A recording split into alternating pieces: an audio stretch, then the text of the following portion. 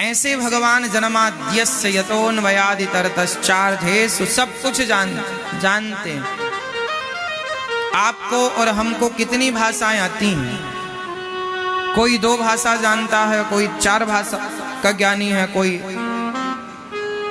10 भाषा का ज्ञानी होगा। लेकिन धन्य है भगवान, इस धरती में चींटी की भाषा क्या है, हाथी की भाषा क्या है, बकरी की भाषा क्या है, गाय की भाषा क्या है, सुअर की भाषा क्या है, इंसान की भाषा क्या है, पक्षी की भाषा क्या है, मछली की भाषा क्या है। इस संसार में पक्षी क्या बोलता है, किसी की भाषा शायद हम ना समझें, पर भगवान ऐसे हैं जो चींटी से लेकर हाथी तक सबकी भाषा समझते हैं कि कौन क्या कह रहा है, कौन क्या करना चाह रहा है, कौन क्या कहना चाह रहा है। एक चींटी चली, क्या आप बता सकते हैं कि ये चींटी जो जा रही है ये अगले पल किस तरफ मुड़ेगी? क्या आप जानते हैं? पर भगवान इस संसार की प्रत्येक चींटी के बारे में ये जानते हैं कि अगले क्षण, आज नहीं कल जब ये चलेगी तो कल कितने बज के कितने मिनट में किस तरफ मुड़ेगी, ये किस तरफ जाएगी, ये हम कल कहाँ जाएंगे, कल क्या करेंगे, क्या बोलेंगे, ये भगवान को पता है। भगवान क्या नहीं जानते? आपको पता है आजकल ऐसे ऐसे सॉफ्टवेयर आ गए हैं जो इतना फास्ट काम करते हैं कि पल भर में सारी दुनिया की जानकारी आपके सामने कुछ ही सेकंडों में रख देंगे। हाँ या ना? गूगल से भी एडवांस चीजें आ गई मार्केट में, गूगल से भी फास्ट काम करने वाली चीजें, फास्ट काम करने वाले सॉफ्टवेयर आ गए मार्केट में। हाँ या ना? फिर सोचो कि इंसान की बनाई चीजें इतनी फास्ट हैं तो परमात्मा कितने फास्ट होंगे, है ना? जिस परमात्मा ने आपको इतना दिमाग दिया है तो उनके पास कितना होगा। इसलिए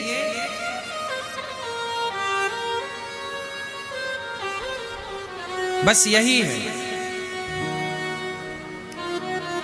हमारे पास एक घड़ा होता है।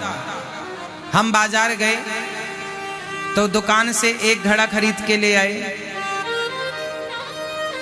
तो जब हमारे पास एक घड़ा है तो घड़ा बनाने वाले के पास कितने घड़े होंगे? बोलो हाँ।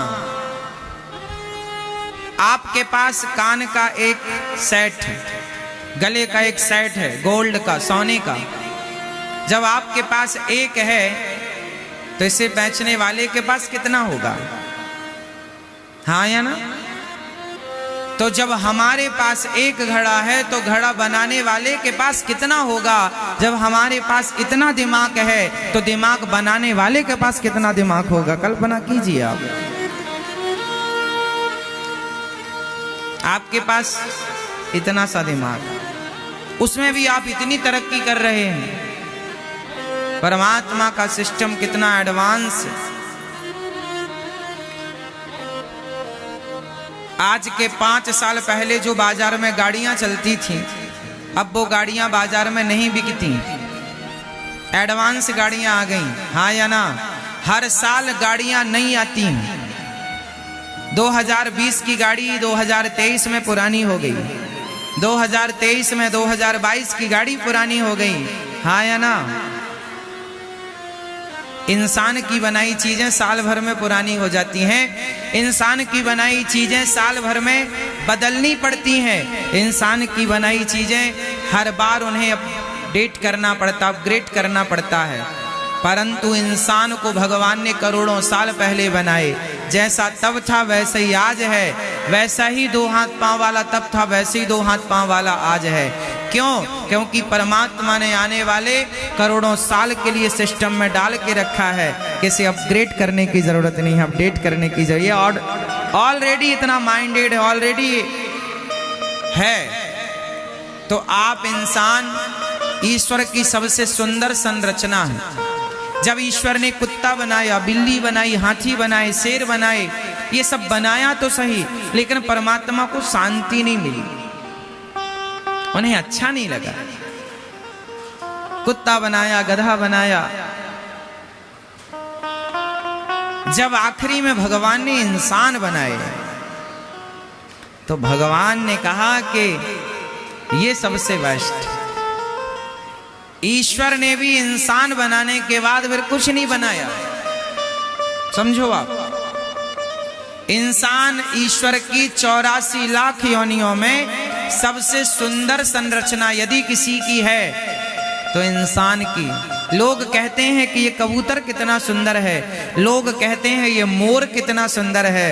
ना साहब, भगवान को मोर सुंदर नहीं लगा, भगवान को कबूतर सुंदर नहीं लगे। उन सब को बनाने के बाद आखिरी में जब इंसान बनाए भगवान ने, फिर इंसान बनाने के बाद कुछ नहीं बनाया आगे, सबसे आखिरी, इसके बाद जरूरत नहीं। सबसे सुंदर है प्राणी इंसान, मनुष्य, स्त्री, पुरुष, बड़े भाग्य मानुष तन पावा। और आज ईश्वर की इतनी सुंदर संरचना को पाकर, ईश्वर के द्वारा दिए गए इतने सुंदर शरीर को पाकर आप अब क्या बन सकते हैं? अच्छा एक बात बताएं, भगवान ने देवता नहीं बनाए, समझना, भगवान ने देवता नहीं बनाए। देवता इंसान ही बनते हैं। अच्छे कर्म कर लिया तो देवता हो गए, बुरे कर्म कर लिया तो राक्षस हो गए। राक्षस और देवता ये भगवान ने नहीं बनाए, ये हम लोग स्वयं तय करते हैं कि हमें देवता बनना है या राक्षस बनना है। रावण भगवान ने नहीं बनाए, भगवान ने तो एक इंसान पैदा किया था जो बाद में चलकर रावण हो गया। भगवान ने तो एक इंसान पैदा किया था जो आगे चल करके देवराज इंद्र हो गए। भगवान ने तो एक इंसान पैदा किया था जो बाद में चलकर कभी वो महावीर हो गए, कभी वो बुद्ध हो गए, कभी वो राम हो गए, कभी वो कृष्ण हो गए। तो अब आपको, आप यहां बैठे हैं, मतलब आप इस स्थिति पर पहुंच चुके हैं कि अब आपको यह निर्णय लेना है कि आपको आगे क्या बनना है। कुत्ता बिल्ली तो बन चुके आप लोग, 84 लाख योनियां, 84 लाख सीढ़ियां पार कर चुके हम सब लोग। अब यहां से आगे हमें अब देवताओं के रास्ते चलना है या राक्षसों के रास्ते चलना है ना? अब ये निर्णय किसका होगा? ये निर्णय भगवान का नहीं होगा। लोग कहते हैं कि भगवान की इच्छा के बिना पत्ता नहीं हिलता, तो हम जो कर रहे हैं सब भगवान करा रहे हैं। हाँ, जो तुम कर रहे हो सब भगवान करा रहे हैं, लेकिन एक बात बताओ कि ईश्वर ने आपको बुद्धिमान बनाया है कि नहीं? सही गलत की समझ दी है कि नहीं? तो वो निर्णय आपको लेने पड़ेंगे। सही गलत का निर्णय आपको लेना पड़ेगा। अब आप यहां आ गए, अब आपको ये निर्णय लेना पड़ेगा कि अब हम देवताओं वाले काम करें या राक्षसों वाले काम करें, राम वाले काम करें या रावण वाले काम करें। राम बनना भी आपके हाथ में है और रावण बनना भी आपके हाथ में है। जो मर्जी हो बन जाइए, ईश्वर ने तो इंसान बनाए थे, अब देवता और दैत्य आपके हाथ में। ठीक है मेरी माँ, ये ईश्वर की अंतिम संरचना है।